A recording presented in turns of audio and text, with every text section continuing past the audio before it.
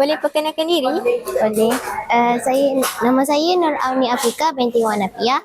Panggil Auni. Kelas saya 2 amanah. Soalan saya, ada satu simpulan bahasa yang bermaksud tidak memakai kasut. Apakah simpulan bahasa tersebut? Kaki ayam. Betul. Untuk kamu. Terima kasih. Apa maksud kaki bangku?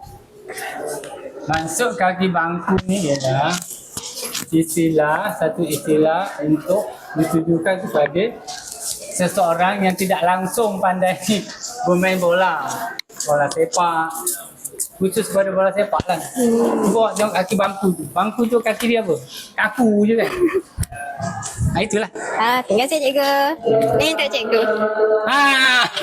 Nampak ni. Ada apa ni?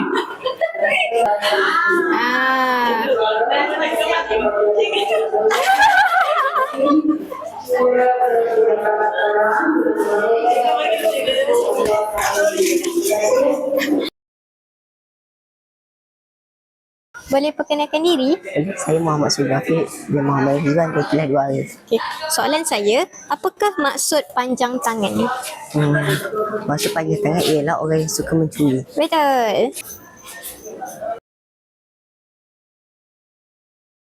Cikgu, apa maksud buta huruf? Buta huruf orang yang tak tahu membaca. Betul. Terima kasih.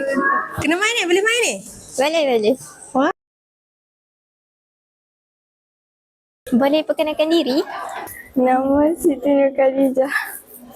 Kelas 2A. Okay, soalan saya, ada satu simpulan bahasa yang bermaksud anak. Soalan saya, apakah simpulan bahasa tersebut?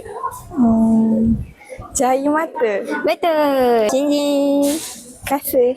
1, 2, 3.